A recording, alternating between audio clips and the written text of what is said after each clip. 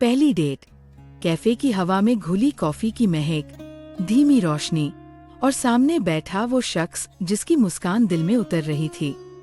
Inspector Riya Sharma ने सालों बाद खुद को मौका दिया था, वर्दी के बाहर की दुनिया देखने का, सिर्फ रिया बनकर जीने का। कबीर नाम था उसका। उसकी बातें शहद जैसी मीठी थी और उसकी आंखों में एक अजीब सी कशिश थी। रिया को लगा शायद यही वो इंसान है जिसका उसे इंतजार था।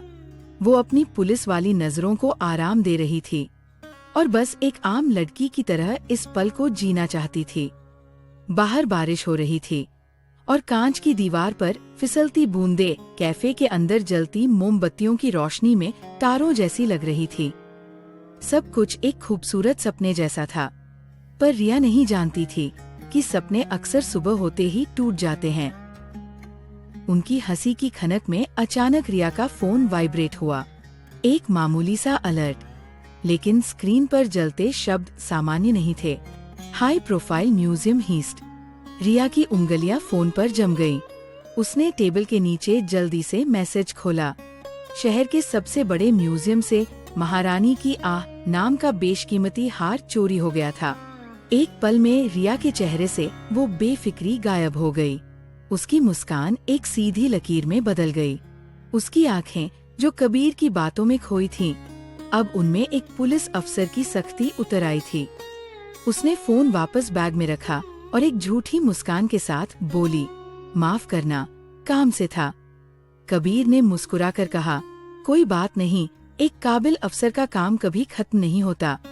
पर रिया के लिए अब ये डेट नहीं थी, ये एक केस था जो उसके बहुत करीब आ चुका था।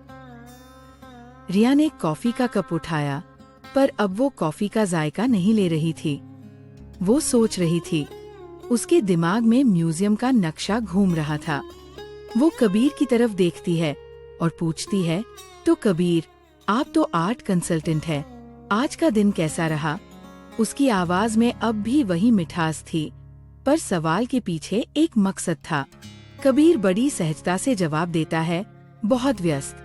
आज दोपहर मैं एक प्राइवेट क्लाइंट के लिए एक कलाकृति देखने गया था, म्यूजियम के पास ही।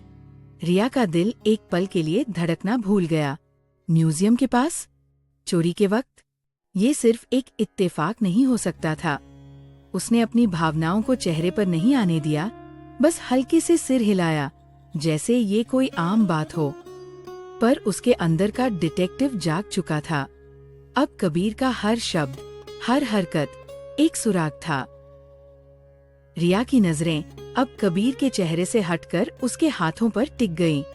उसकी महंगी घड़ी के पास कलाई पर एक हल्का सा पतला खरोंच का निशान था, बिल्कुल ताजा, जैसे किसी बारीक तार या कांच से लगा हो। रिया ने पूछा, अरे, आपके हाथ पर ये चोट कैसी? कबीर ने नजरअंदाज करते हुए निशान को देखा और हंसा, ओ ये कुछ नहीं, एक पुरानी पेंटिंग के फ्रेम को संभालते हुए लग गई। काम का हिस्सा है। उसका जवाब बहुत आसान था, बहुत सोचा समझा हुआ। पर रिया को पता था, म्यूजियम के लेजर सिक्योरिटी सिस्टम को बाईपास करने के लिए कांच काटना पड़ता है। एक छोटी सी गलती और ऐसा निशान पड़ना आम बात है। कबीर की चिकनी चुबड़ी बातों के पीछे अब रिया को एक खतरनाक कहानी की झलक मिल रही थी। वो मुस्कुराई, पर उसकी मुस्कुराहट अब ठंडी थी। तभी रिया के फोन पर फिर से एक मैसेज आया। उसके जूनियर का था, मैम, फोरेंसिक रिपोर्ट। चोर ने अल्ट्रासोनिक फ्रीक्वेंसी एमिटर का इस्तेमाल किया है। और एक और बात, डिस्प्ले केस के पास से एक खास किस्म के दुर्लभ ऑर्किड के पराग कण मिले हैं। रिया ने मैसेज पढ़ा और धीरे से अपनी नजरें उठाईं। उसकी आंखें सीधे कबीर के शर्ट पर लगे उस खूबसूरत सफेद ऑर्किड के फूल पर जाकर टिक गईं। वही दुर्लभ ऑर्किड।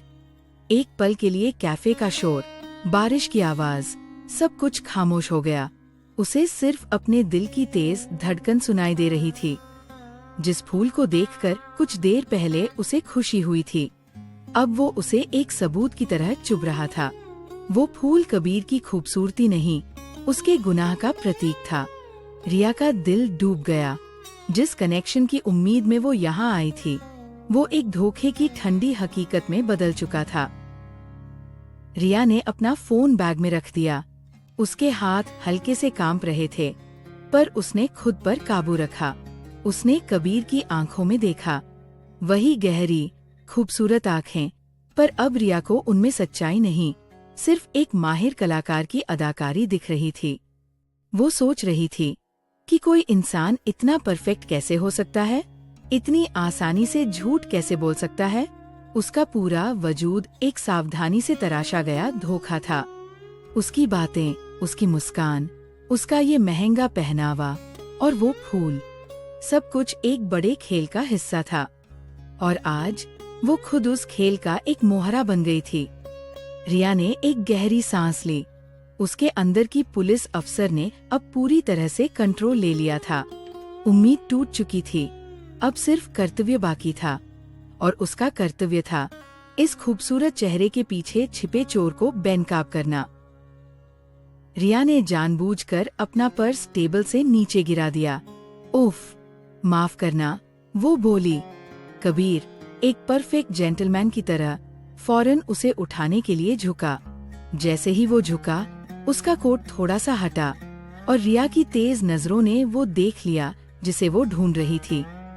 कोट की अंदरूनी जेब में क्लिप से लगी एक छोटी धातु की चीज। उसका आकार निश्चित था, एक कॉम्पैक्ट फ्रीक्वेंसी एमिटर। कबीर ने पर्स उठाते हुए रिया की नजरों को भांप लिया। उसने जल्दी से अपना कोट ठीक किया। जब वो सीधा हुआ तो उसकी मुस्कान वैसी ही थी, पर उसकी आंखों में वो चमक नहीं थी। एक पल के लिए, सिर्फ एक पल के लिए, उसकी आंखों में घबराहट की एक झलक दिखी।